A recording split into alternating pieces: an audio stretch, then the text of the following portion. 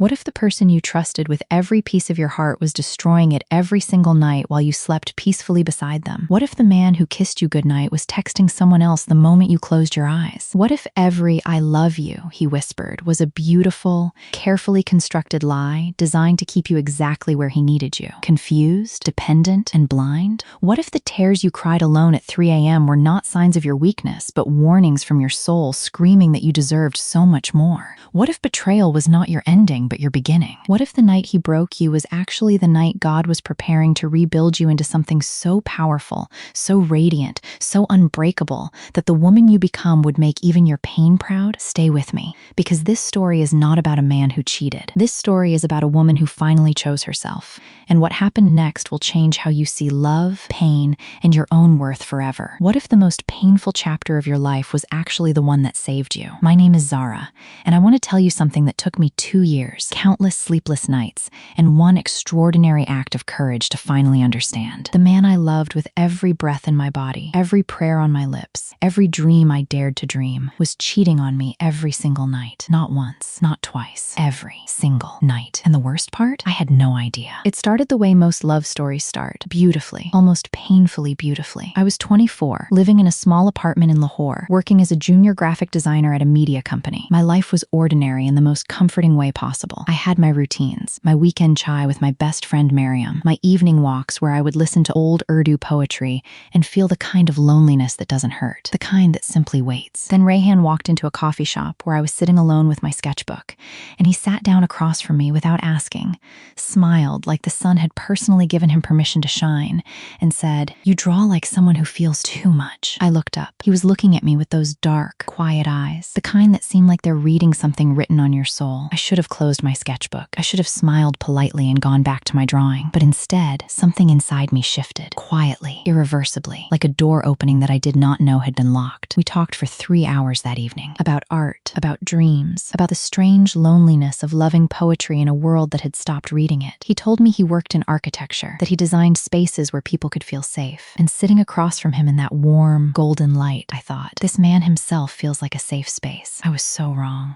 We dated for 8 months before I noticed anything. 8 months of flowers on random Tuesdays, of long drives at midnight, of him holding my hand in the way that made me feel like I was the most precious thing he had ever been trusted with. 8 months of him being so perfectly present during the day that I never thought to question what happened at night. The first sign was small, so small I almost missed it. He would always excuse himself after 10 p.m., just replying to a work email, client emergency. Architecture deadlines are brutal. John, you know this. And I did know this, or I thought I did, because he was always back within 20 minutes, sliding his phone face down onto the nightstand, pulling me close, pressing his lips to my hair, and saying, "You okay?" with such genuine tenderness that I would sink into his arms and forget that I had been sitting alone for 20 minutes wondering. But slowly, the 20 minutes became 40. The work emails became more urgent. He started taking his phone into the bathroom. He started sleeping with it under his pillow. Once, just once, I heard it buzz at 2 a.m., and when I reached over, half asleep, to hand it to him, his hand shot out so fast to grab it that I felt the air move. I lay awake that night, staring at the ceiling, and told myself I was imagining things, because that is what we do, isn't it? When the truth is too heavy to carry, we convince ourselves it isn't real. We close our eyes a little tighter. We love a little harder. We become softer, sweeter, more available, as if loving him more completely will somehow make the fear go away. I started waking up at 3 a.m. every night, not from nightmares, but from a silence that felt wrong, a darkness that felt inhabited by something I couldn't name. I would listen to him breathing beside me, watch the slow rise and fall of his chest,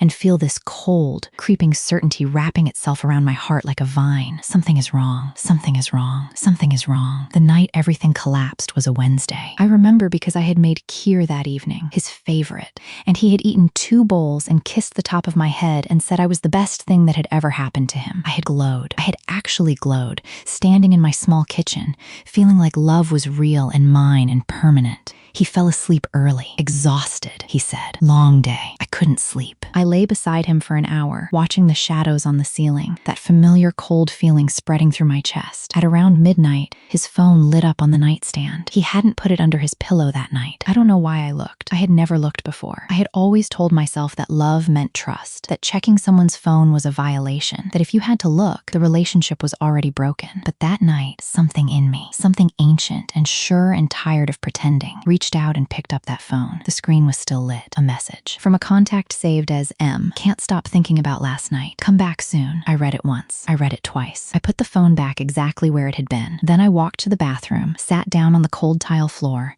and pressed my back against the wall and did not make a single sound while my entire world rearranged itself into something unrecognizable. I sat there for 2 hours, not crying, just breathing, just trying to understand how the same hands that had held mine so gently could have been touching someone else, how the same voice that whispered my name like a prayer could have been whispering someone else's, how the man sleeping peacefully in the next room, my man, my safe space, my person, had been living an entirely different life every single night while I lay beside him and dreamed. When I finally stood up, I looked at myself in the bathroom mirror for a long time. My face was pale. My eyes were dry. My hands were shaking slightly, barely noticeably, like a leaf in a breeze so soft you question whether the wind is even real. And then, very quietly, very deliberately, I made a decision. Not tonight. Not out of anger. Not out of devastation. I made the decision from a place so deep inside me that it had no emotion attached to it. Only clarity. Only the cold, clean certainty of someone who has finally stopped lying to themselves. I was done. I waited until morning. I made chai, 1 cup, just for myself. I sat at the kitchen table, and when he walked in, rumpled and sleepy and reaching for me the way he always did, I simply looked at him and said, I know about M. The silence that followed was the loudest thing I have ever heard. His face. I want to describe his face because it told me everything I needed to know. First came shock, then a flash of calculation. I could actually see him deciding which lie to use. Then something that might have been shame, but moved so quickly across his features that I couldn't be sure it was real. He said my name. I said nothing. He said it wasn't what I thought. He said M was just a friend. He said things had been complicated. He said he was sorry. He was so sorry. It had only happened a few times. It meant nothing. I was the one he loved. I was the one he had always loved. Please, please don't do this. And here is the thing about betrayal that no one tells you. Hearing I'm sorry from someone who hurt you doesn't feel like relief. It feels like being shown the wound that was already bleeding. It doesn't close anything. It just confirms that the knife was real. I listened to every word he said. Then I stood up, picked up my cup of chai, walked to my room, and began to pack. The weeks that followed were the hardest of my life. Not because I missed him, though I did. God, I did. In ways that made no sense. In ways that embarrassed me. In the middle of grocery stores and in the silence of my apartment at 11 p.m. when his absence felt physical, like a room with all the furniture removed. I missed the version of him I had believed in. I mourned a person who had never fully existed. But I also began, slowly, awkwardly, painfully, to meet myself. I had spent 8 months making myself smaller to fit inside his life. I had adjusted my schedules around his moods, my dreams around his comfort, my voice around his preferences. I had loved him so loudly that I had forgotten how to love myself at all. Now, alone in my apartment, I began to remember. I started drawing again. Not the safe, controlled sketches I had made when I was with him, but wild, expansive, honest work that frightened me with its openness. I filled sketchbook after sketchbook with everything I had been feeling and suppressing and swallowing silently. It was ugly. It was necessary. It was the most honest art I had ever made. Miriam came over every Saturday. She brought biryani and bad movies, and the kind of friendship that doesn't require explanation. She simply sat beside me in my mess and made it feel less like destruction and more like renovation. I started sleeping through the night, not immediately. For weeks, I still woke at 3 a.m., still felt that cold sensation spreading through my chest, but I began to sit with it differently, not as fear, but as a reminder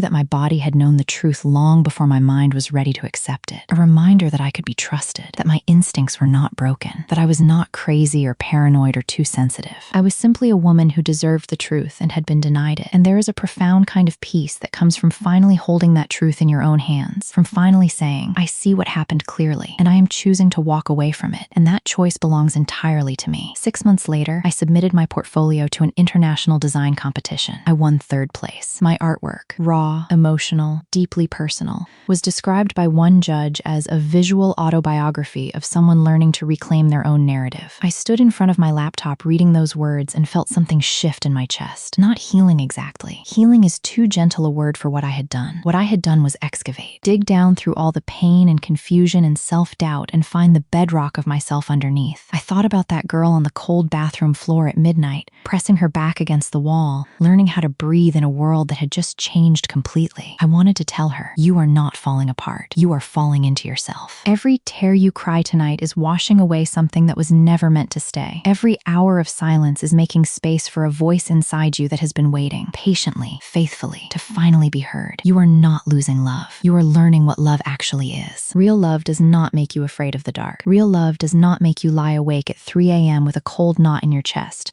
talking yourself out of your own instincts. Real love does not require you to make yourself smaller, quieter, less honest about your own needs. Real love is not a performance of tenderness during the day that evaporates at night. Real love is consistent. Real love is brave. Real love looks you in the eyes, all the way in, without flinching. I know that now. I know it in the way I know my own handwriting, the way I know the exact moment my chai has brewed long enough, the way I know the sound of my own breathing in a quiet room. Some things you learn with your mind. Some things you learn with your heart. But the most important things, the things that change you permanently, you learn with your whole life. I am 26 now. I live in the same small apartment, but it feels different, fuller, somehow, though there is only one of me in it. My walls are covered in my artwork. My shelves are full of books I read because I want to, not because someone I loved had mentioned them in passing. My evenings are mine, entirely, gloriously, peacefully mine. I am not closed. I am not bitter. I am not the girl who is cheated on every night, defined forever by someone else's dishonesty. I am the woman who walked away. I am the woman who chose the cold bathroom floor over a warm bed built on lies. I am the woman who opened her sketchbook and drew her way back to herself. And if you are reading this, if you are lying awake right now at 3 a.m., feeling something cold and wordless spreading through your chest, talking yourself out of what your heart already knows, I want you to understand something with absolute certainty. Your pain is not proof that you are broken. It is proof that you are honest. And honesty, real, courageous, uncompromising honesty about what you feel and what you deserve, is the first brushstroke of the most beautiful chapter you have not yet written. This is not a story about betrayal. This is a story about becoming. Zara did not lose everything when she discovered the truth. She lost only what was never truly hers to keep, the illusion of a love that required her silence to survive. What she gained was immeasurably greater: her voice, her art, her peace, her unshakable sense of her own worth. The most powerful moment in this entire story is not the midnight discovery, not the confrontation, not even the leaving. It is the quiet morning cup of chai made for one, drunk alone at a kitchen table, in the full knowledge that being alone with honesty is infinitely better than being together with a lie. Every woman who has ever loved someone who did not deserve it, who has ever talked herself out of her own instincts, who has ever mistaken tolerance for love, this story is for her. You are not too much. You are not too sensitive. You are not broken. You are simply someone who loved deeply in the wrong direction, and there is no shame in that, only the extraordinary, life-changing opportunity to turn around.